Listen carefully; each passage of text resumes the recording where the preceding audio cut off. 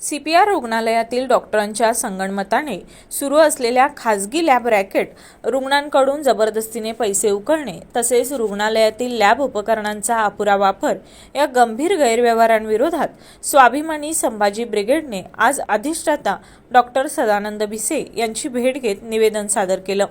निवेदनात CPR मध्ये असलेल्या सरकारी लॅब असूनही रुग्णांना खासगी तपासण्या करण्यास भाग पाडले जात असल्याचा आरोप करण्यात आला। एका विभागातून दररोज लाखो रुपयांची लूट होत असल्याचं संघटनेनं सांगितलं। बाहेरील लॅबचे एजंट रुग्णालयात मोकाट फिरत असल्याने तातडीने कारवाई आवश्यक असल्याची मागणी करण्यात आली। जिल्हाध्यक्ष रुपेश पाटील यांनी 24 तास लॅब सुरू ठेवणे, डॉक्टरांनी सकाळी 9 ते संध्याकाळी 6 या वेळेत अनिवार्यपणे उपस्थित राहणे, हालचाल रजिस्टर, बायोमेट्रिक आणि फेस रेकग्निशन सक्तीचे करणे यावर जोर दिला। अल्ट्रासोनोग्राफीची अनेक उपकरणं असूनही रुग्णांना बाहेर पाठवण्याच्या प्रथेला लगाम लावण्याची मागणीही यावेळी करण्यात आली।